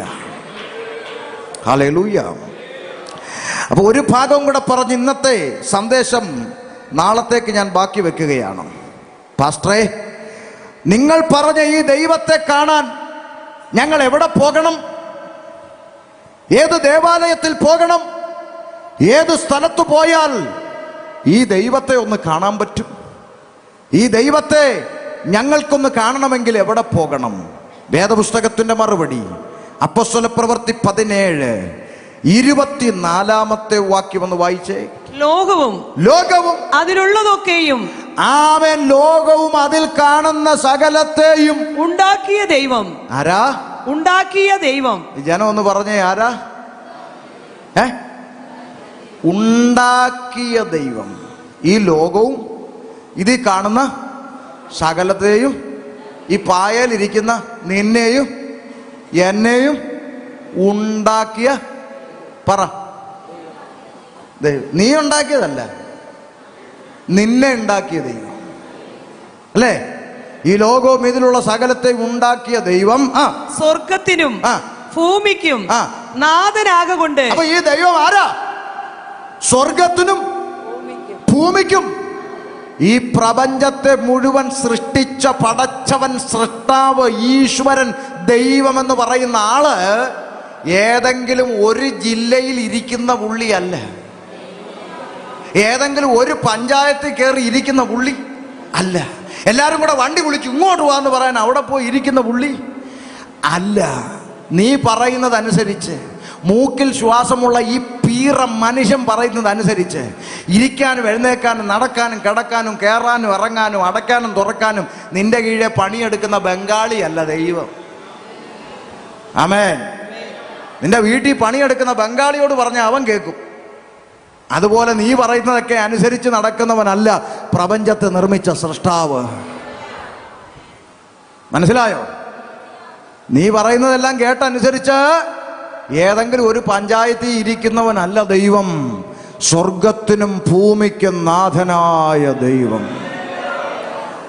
സ്വർഗത്തിനും ഭൂമിക്കും നാഥനാകൊണ്ട് കൈപ്പണിയായ ക്ഷേത്രങ്ങളിൽ വാസം ചെയ്യുന്നില്ല. കൈപ്പണിയായ കെട്ടിടങ്ങളിലൊന്നും ദൈവം കുടിയിരിക്കുന്നില്ല. മനസ്സിലായോ? മനസ്സിലായോ? മനസ്സിലാക്കാൻ വേണ്ടി ഒരു ഉദാഹരണം പറ. ഇങ്ങോട്ട് നോക്ക്, എല്ലാവരും ഇങ്ങോട്ട് നോക്ക്. 2018 കേരളത്തിൽ പ്രളയം വന്നോ? ഒന്ന് ഉറക്കെ പറ. വന്നു. പ്രളയം വന്നപ്പോൾ നമ്മുടെ പാരമ്പര്യം പറയുന്ന ക്രിസ്ത്യാനിയുടെ വീട്ടിലിരിക്കുന്ന യേശുവും ഗീവർഗീസും മാതാവും ഉൾപ്പെടെ ഉള്ളതെല്ലാം വെള്ളത്തിൽ കൂടെ എന്ത് ചെയ്തു? പറ. ഒഴുകിപ്പോയോ? പോയി. അപ്പൊ ചാക്കോച്ചൻ വെളിയിലിറങ്ങി രക്ഷിക്കാൻ വേണ്ടി നോക്കിയപ്പോൾ ആകാശത്ത് എന്തു വരുന്നു? ഹെലികോപ്റ്റർ വരുന്നു. അപ്പൊ ചാക്കോച്ചൻ ഇറങ്ങി നിന്നിട്ട്, ഹലോ ഹെലികോപ്റ്റർ പ്ലീസ്. അയ്യോ, എൻ്റെ ഗീവർഗീസ് ഇതോ പോകുന്നു, അവനെ ഒന്ന് രക്ഷിക്കെന്നാണോ പറഞ്ഞത്, അതോ എന്നെ രക്ഷിക്കണമെന്നാണോ പറഞ്ഞത്? എന്തുവാ പറഞ്ഞു? സത്യമേ പറയാവൂ. കൊച്ചുങ്ങൾ സത്യം പറഞ്ഞു. എന്നെ രക്ഷിക്കണമെന്നാ പറഞ്ഞല്ലേ? ഹെലികോപ്റ്റർ താഴോട്ട് ഇറങ്ങി വന്നു, ചാക്കോച്ചനെ രക്ഷിച്ചു, ദുരിതാശ്വാസ ക്യാമ്പിൽ കൊണ്ടുപോയി താമസിപ്പിച്ചു. ഒരാഴ്ച കഴിഞ്ഞപ്പോൾ വെള്ളമൊക്കെ ഇറങ്ങിപ്പോയി. ചാക്കോച്ചൻ തിരിച്ചു വീട്ടിൽ വന്നപ്പോൾ ഒഴുകിപ്പോയ ഗീവർഗീസ് അവിടെ ചെളി പിടിച്ച് കിടക്കുന്നു. ചാക്കോച്ചൻ ഓടിപ്പോയി അതിനെ തുടച്ചെടുത്ത് വൃത്തിയാക്കി ഷോക്കേഴ്സിൽ കൊണ്ട് വെച്ചിട്ട് പറയുകയാണ്, എന്നെ രക്ഷിക്കണേ എന്ന്. എങ്ങനുണ്ട്? പിള്ളേർ വരെ ചിരിക്കുക. ഇത് മനസ്സിലാക്കാൻ ഡിഗ്രി വേണോടോ? വേണോ? തലയ്ക്കകത്ത് മൂള ഉണ്ടായാൽ മതി. മനസ്സിലാവുന്നുണ്ടോ? ദൈവം ആരാന്ന് തിരിച്ചറിയണമെങ്കിൽ നിന്റെ തലയ്ക്കകത്ത് ആളുതാമസം ഉണ്ടെങ്കിൽ അറിയാം. ആമേൻ. ഇതൊന്നുമല്ല ദൈവം. സകലത്തെയും നിർമ്മിച്ചൊരു ദൈവമുണ്ട്. മനുഷ്യന്റെ കൈപ്പണിയായ കെട്ടിടങ്ങളിൽ വസിക്കുന്നവനല്ല ദൈവമെന്ന് വിശുദ്ധ ബൈബിൾ പറയുന്നു. അപ്പം നിങ്ങൾക്കൊരു ചോദ്യം ചോദിക്കാം, ഒരു ചോദ്യം പുറത്തുള്ളവർക്ക് ചോദിക്കാം. അങ്ങനാണെങ്കിൽ പാസ്റ്ററെ, നിങ്ങളൊക്കെ പ്രാർത്ഥിക്കുന്നത് കെട്ടിടത്തിലല്ലേ? അല്ലേ? ആണ്. നിങ്ങളെന്തിനാ കെട്ടിടത്തിൽ പ്രാർത്ഥിക്കുന്നത്? പറയാം. ഞങ്ങൾ പ്രാർത്ഥിക്കുന്ന ഒരു കെട്ടിടത്തിലും യേശുവിനെ കുടിയിരുത്തിയിട്ടില്ല. ഉണ്ടോ? ഞാൻ നാളെ ഞായറാഴ്ച ആരാധന കഴിഞ്ഞ് പോകുമ്പം കതകും ജനലും എല്ലാം പൂട്ടിയിട്ട് സെക്രട്ടറി, യേശുവേ ഞങ്ങൾ പോവുക, അടുത്ത ആഴ്ച വരാം കേട്ടോ, സൂക്ഷിച്ചിരിക്കണേ, കള്ളന്മാരൊന്നും മോട്ടിച്ചോണ്ട് പോകല്ലേ എന്ന് പറഞ്ഞ യേശുവിനെ ഇവിടെ ഇരുത്തിയച്ചാണോ പോന്നേ? ആണോ? അല്ല, 2 3 പേർ എന്റെ നാമത്തിൽ കൂടി വരുമ്പോൾ അവരുടെ നടുവിലേക്ക് ഞാൻ ഇറങ്ങി വരാമെന്ന് വാക്കു പറഞ്ഞവനാണ് ദൈവം. പ്രാർത്ഥിക്കുന്ന ദൈവകുഞ്ഞുങ്ങൾ കെട്ടിടത്തിൽ കൂടി വരുമ്പോൾ അവരുടെ നടുവിലേക്ക് ഇറങ്ങി വരുന്ന ദൈവ സാന്നിധ്യം, പ്രാർത്ഥന കഴിഞ്ഞ് ഇറങ്ങിപ്പോകുമ്പോൾ യേശു ഈ കെട്ടിടത്തിൽ കുടിയിരിക്കുകയല്ല, ഇറങ്ങിപ്പോകുന്ന എന്റെയും നിന്റെയും ഹൃദയമാകുന്ന ദേവാലയത്തിൽ വസിക്കുവാനാണ് സർവശക്തനായ ദൈവം ആഗ്രഹിക്കുന്നത്. വിശുദ്ധ വേദപുസ്തകം വിളിച്ചു പറയുന്നു, നാം ജീവനുള്ള ദൈവത്തിന്റെ ആലയമല്ലോ. ഹല്ലേലൂയ. ഞാൻ നിങ്ങളോട് ചോദിക്കട്ടെ, സത്യം, വീണ്ടും സത്യം പറയൂ. പിള്ളേര് സത്യം പറയും, അതുകൊണ്ട് പിള്ളേരോട് ചോദിക്കാൻ. ആമേൻ. ഈ ലോകത്തിലുള്ള ഏത് ദൈവങ്ങൾ വേണമെങ്കിലും നിങ്ങളെടുത്തോ, എനിക്ക് ആ ദൈവത്തോടൊരു സങ്കടം പറയണം. ഓക്കെ? സങ്കടം പറയണമെങ്കിൽ ആ ദൈവം ഏത് ജില്ലയിലിരിക്കുന്നു, ഏത് പഞ്ചായത്തിലിരിക്കുന്നു, ഞാൻ വണ്ടിക്കൂലിയും കൊടുത്ത് ബസ്സും കയറി വണ്ടി ഓടിച്ച് അത് ഇരിക്കുന്നിടത്ത് പോയി സങ്കടം പറയണം. അല്ലേ? അല്ലേ? എന്നാൽ ഉലകത്തിൽ ഒരു ദൈവം മാത്രം പറഞ്ഞു, നീ എന്നെ തപ്പി ഞാൻ ഇരിക്കുന്നിടത്ത് വരണ്ട. 2 3 പേർ എൻ്റെ നാമത്തിൽ കൂടി വരുമ്പോൾ ഞാൻ നിന്റെ അടുക്ക വരാമെന്ന് പറഞ്ഞ ഒരു ദൈവം ഉലകത്തിലുണ്ടെങ്കിൽ അത് യേശുക്രിസ്തു മാത്രമേ പറഞ്ഞിട്ടുള്ളൂ. നീ എന്നെ തപ്പി വരണ്ട, പരിമലയിലും വരണ്ട, കുരിശുമലയിലും വരണ്ട, ഒരു മലയിലും വരണ്ട. 2 3 പേർ എൻ്റെ നാമത്തിൽ കൂടി വരുമ്പോൾ അവരുടെ മധ്യം ഇറങ്ങി വരാമെന്ന് പറഞ്ഞ ഒരു ദൈവം ഉലകത്തിലുണ്ടെങ്കിൽ അത് യേശുക്രിസ്തു മാത്രമേ ഉള്ളൂ. ഹല്ലേലൂയ. അതുകൊണ്ട് യേശുവിനെ തപ്പി ആരും എങ്ങും പോകണ്ട. പ്രാർത്ഥിക്കുന്നതിൻ്റെ നടുവിൽ ദൈവ സാന്നിധ്യം ഇറങ്ങി വരും. അതുകൊണ്ടാണ് ചില ആളുകൾ നമ്മളോട് ചോദിക്കും, നിങ്ങൾ എന്തിനാ ഇങ്ങനെ ബഹളം?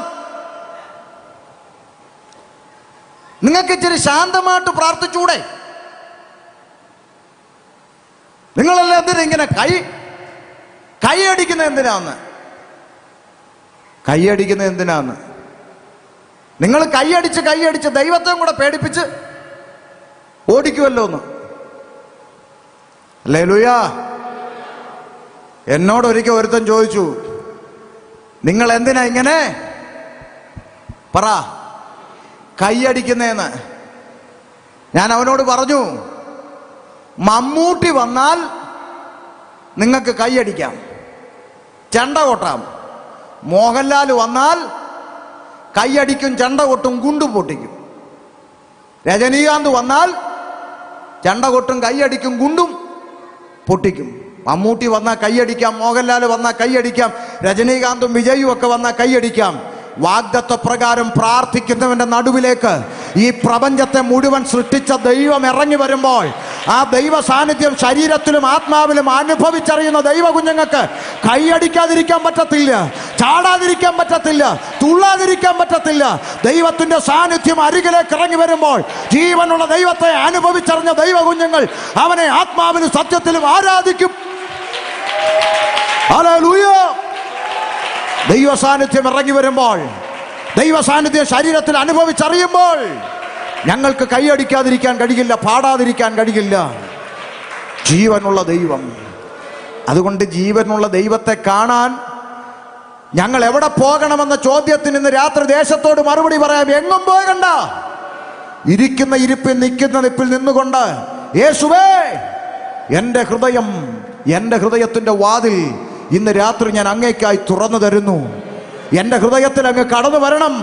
എൻ്റെ ഹൃദയത്തിൽ കുടിയിരിക്കുന്ന പാപമെന്ന കൂരിരുട്ടിനെ പടിയടച്ച് പുറത്താക്കിക്കൊണ്ട് എന്നെ വെളിച്ചത്തിലുള്ളവനാക്കി ഈ പട്ടണത്തിൽ തല ഉയർത്തിപ്പിടിച്ച് നടക്കുവാൻ, എൻ്റെ കുടുംബത്തെ ഒന്ന് മാനിക്കണം, അനുഗ്രഹിക്കണമെന്ന് പറഞ്ഞുകൊണ്ട് ഇന്ന് രാത്രി നിന്റെ ഹൃദയത്തിൻ്റെ കവാടം യേശുവിന് വേണ്ടി തുറക്കപ്പെടാൻ തയ്യാറാണെങ്കിൽ ഒരു നാണയത്തൊട്ട് കൊടുക്കണ്ട, 1 കിലോമീറ്റർ നടക്കണ്ട, ഒരു മെഴുകുതിരി കത്തിക്കണ്ട, സൗജന്യമായി ഫ്രീ ഫ്രീ ഫ്രീ ഇന്ന് രാത്രി സൗജന്യമായി നിന്റെ ഹൃദയത്തിൻ്റെ അകത്തിരിക്കുന്ന പാപമെന്ന ഇരുട്ടിനെ പടിയടച്ച് പുറത്താക്കിക്കൊണ്ട് നിന്നെ വെളിച്ചത്തിലേക്ക് നയിപ്പാൻ കഴിവുള്ള ദൈവം ഇന്ന് രാത്രി ഞാൻ പ്രസംഗിക്കുന്ന യേശു ക്രിസ്തു.